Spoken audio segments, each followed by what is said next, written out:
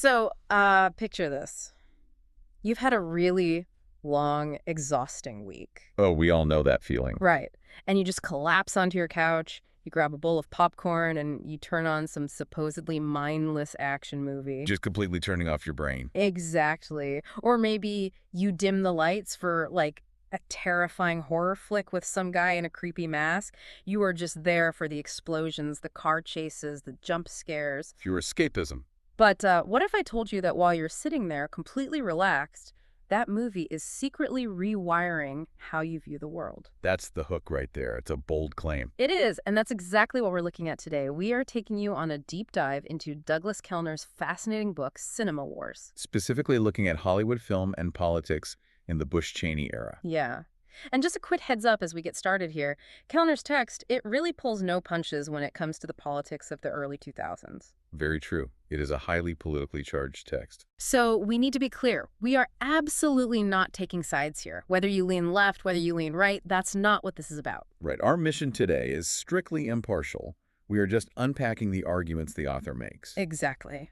We're looking at the mechanics of how these massive political battles over the Iraq War, civil liberties, the 2000 election, how they were basically smuggled right into the multiplex. And it's an incredibly rich period to analyze. Because the cinema of the 2000s, it really functioned as a hidden battleground. Hidden in plain sight, right. Exactly. Filmmakers were capturing the shifting moral compass of a post-9/11 world. But they weren't always making documentaries about it. They were hiding these fierce debates in the subtext. Which brings us to really the foundational concept of this entire deep dive. It's a term the author uses called transcoding. Transcoding, yeah. And transcoding isn't just like dropping a hidden message or an Easter egg into a script. No, it's much deeper. It's the process of taking complex, abstract political discourses like neoconservatism or progressive environmentalism and mapping them directly onto the visual and narrative grammar of pop culture. So you think you're just watching an action hero punch a bad guy. Right, but you're actually watching a specific political ideology play out through the lighting, the sound design, the actual structure of the plot. And that concept of transcoding becomes incredibly powerful when we look at the timeline of these films. Because cinema doesn't just react to the current era. It predicts it. Yes, it often operates through a sort of predictive programming.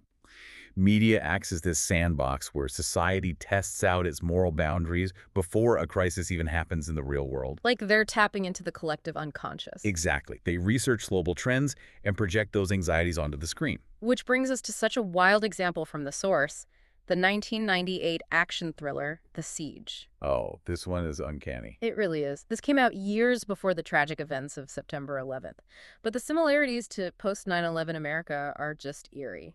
The plot involves a series of escalating terrorist attacks right in New York City. Yeah, but the real meat of the film is the ideological standoff.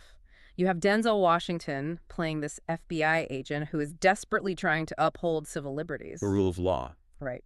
And on the other side, you have Bruce Willis. He plays a rogue military general who essentially rolls tanks down the streets of Brooklyn, Implements martial law. sets up detention camps for Arab Americans, and actively argues that illegal detention and torture are absolutely necessary to protect the homeland. What's fascinating here is how The Siege previewed the exact civil liberties debates that would entirely dominate the United States throughout the 2000s. It's literally the same argument. Word for word, almost. The Bruce Willis character isn't just some cartoon villain.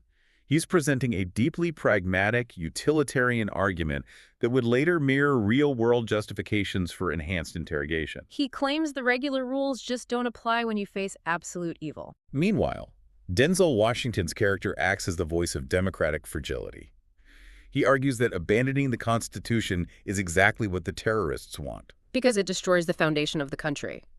So the text really frames this film as a liberal cautionary tale, warning us about state overreaction.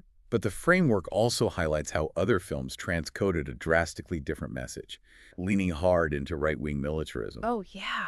Look at Rules of Engagement from the year 2000. Samuel L. Jackson is a military officer put on trial for firing into a crowd in Yemen. But the narrative structure eventually justifies it. Right. It reveals to the audience that the crowd was armed and dangerous, validating the extreme violence. Or the Arnold Schwarzenegger movie Collateral Damage from 2002. The visual language there transcodes a worldview where the enemy is faceless and absolute. So extreme military response isn't just necessary, it's morally It righteous. makes you evaluate your own media diet, doesn't it? Yeah. Ask yourself, how do the action movies you watch shape your baseline assumptions about the rules of war? When the movie sets up a ticking time bomb scenario and the hero breaks the law to stop it, You're physiologically conditioned by the music to cheer for them. we are taught that the ends justify the means. But it wasn't just war thrillers doing this heavy lifting. This justification for extra-legal violence bled right into fantastical pop culture, the stuff we took kids to see. Okay, let's unpack this. Because the way these political allegories found their way into massive blockbusters is wild. We're talking about superheroes and horror icons taking on the geopolitical landscape. The biggest example being the highest-grossing film of 2008. Christopher Nolan's The Dark Knight. Right. The author analyzes this film as a massive, murky allegory for the dark side of the war on terror. And the analysis here is so meticulous. Through this lens, Heath Ledger's Joker represents the chaotic spirit of terrorism. He has no political manifesto, Yeah. no rational demands. He just wants to watch the world burn. And confronted with that asymmetric threat, Batman feels forced to cross his own moral lines. He builds a massive, illegal cell phone sonar system to spy on every citizen in Gotham. And he literally physically tortures the Joker in a holding room. Direct cinematic reflection of the highly controversial tactics of the era. Bulk data collection, physical coercion. But the movie doesn't definitively say Batman is right. The narrative highlights the cost through Harvey Dent. The tragedy of Harvey The Dent. White Knight of Gotham. The Joker's chaos drags him into the abyss, physically scars him, and turns him into Two-Face. Dent is a metaphor for a society that becomes fundamentally corrupted by crossing over to the dark side to fight its enemies. Gaze into the abyss, you become the monster. It's a highly sophisticated way to wrestle with national trauma. But the text applies this same framework to lower-budget horror too, specifically the Saw franchise. Okay, wait.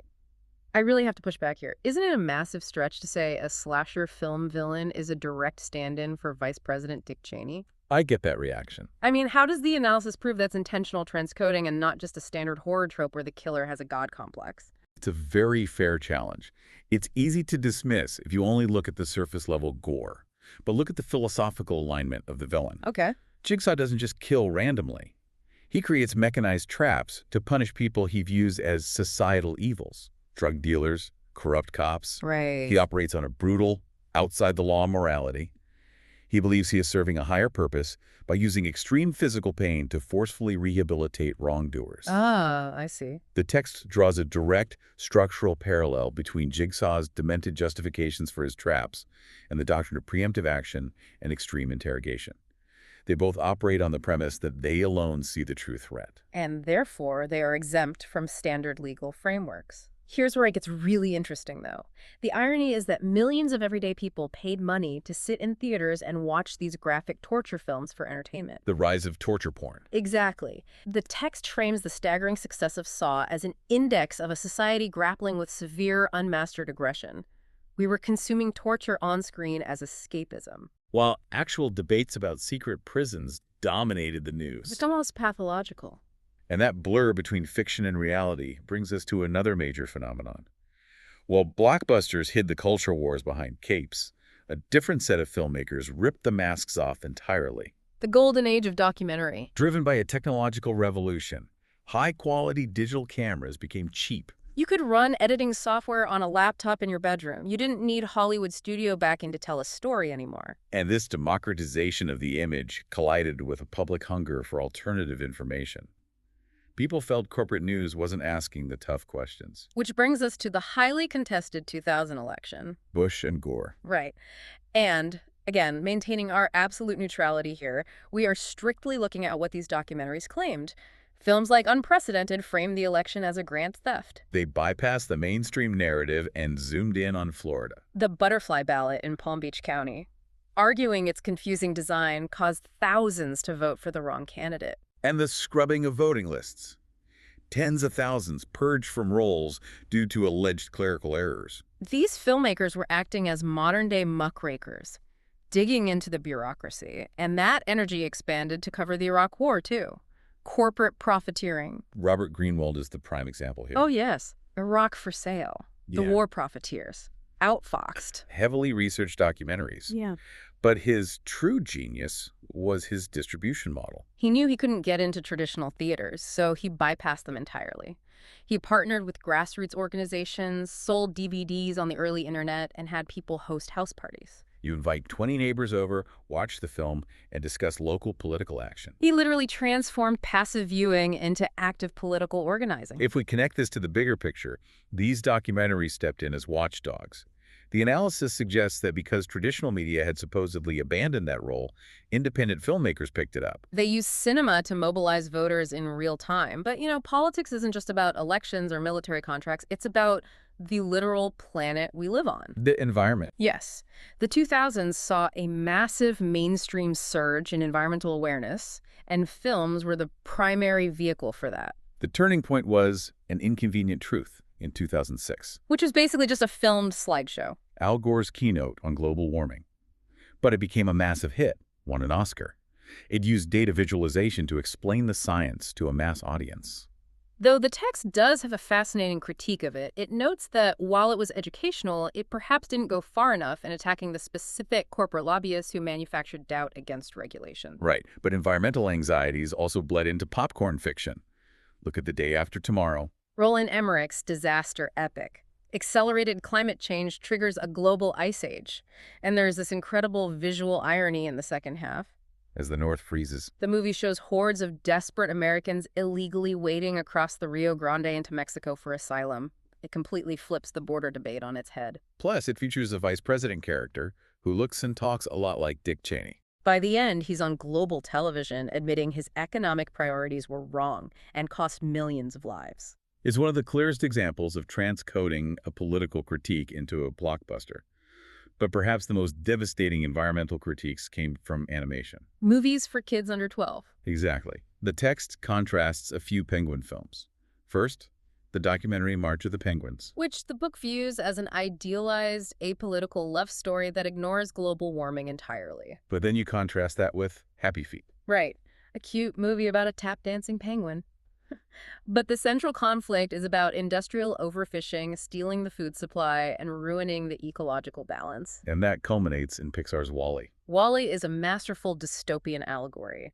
The film opens on a devastated Earth, buried under mountains of garbage. Holographic billboards for a megacorporation, by and large, still playing to an empty world. It's a direct critique of unchecked techno-capitalism. I mean, does the text view that as Pixar attacking its own corporate ecosystem? It certainly functions as a brutal satire of hyper-consumerism. The portrayal of the humans is terrifying.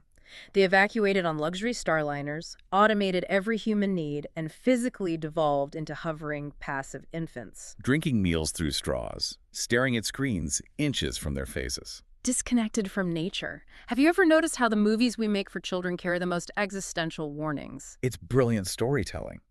Animation allows you to tackle the total destruction of our biosphere through a lens of innocence and humor. Makes the bitter pill easier to swallow. Without putting up defensive walls. Exactly. And this idea of cinema quietly preparing us for reality takes us to the final major theme. Cinema doesn't just reflect fears. It acclimates society to major paradigm shifts. Planting psychological seeds for the future. The most prominent example the text explores is how pop culture actively laid the groundwork for the 2008 election of Barack Obama. Long before he was a household name. Hollywood had been steadily acclimating the public to the image of a black president. Morgan Freeman playing the calm, competent moral center, managing a crisis in deep impact. Dennis Haysbert as the highly popular President David Palmer on 24. These portrayals were vital. They demonstrated week after week that a black leader could hold the highest office, made it familiar and viable in the minds of voters. But the connection gets so much more specific with The West Wing. This is where reality and fiction completely blur. The final seasons. Right. In 2004, the scriptwriters actually consulted with Barack Obama's political aides, and they used those off-the-record conversations to model the character of Matt Santos. Played by Jimmy Smits. Deliberately written as a young, coalition-building minority candidate running a campaign focused on hope. And the writers pitted him against Arnold Vinnick, played by Alan Alda, a character explicitly modeled on the maverick persona of John McCain. So millions of viewers were watching a fictionalized version of the Obama-McCain election play out, resolving with a Santos victory years before 2008 actually happened. This raises an important question that the text leaves us grappling with. How much of our reality is shaped by the fiction we consume first? Does art imitate life, or does life imitate the art we've been programmed by? So, what does this all mean for you, the listener? We've covered martial law in thrillers, vice presidents as slasher villains, grassroots documentaries, eco disasters, and TV predicting A elections. lot of ground covered. The ultimate takeaway from this deep dive into cinema wars is that the media you consume is never passive. It is constantly speaking to you on multiple hidden They're levels. never just a movie. Never. The next time you sit down with a bucket of popcorn to watch a superhero film, Oh, or a horror sequel, or a charming robot, look closely at the transcoding happening beneath the surface. Ask yourself what ideologies are packaged in the special effects. I will leave you with a final thought to mull over on your own. We've seen how movies of the late 90s prepared us for the post-9/11 world. We've seen how TV in the mid-2000s laid the groundwork for 2008. So look around at the pop culture landscape right now. What are the seemingly mindless, CGI-heavy blockbuster franchises of today secretly programming you to accept as reality in the 2030s? Oof, that is a question to keep you up at night. Thank you so much for joining us on this deep dive. We hope it changes the way you look at the silver screen. Be curious, keep questioning the media you consume, and we will catch you next time.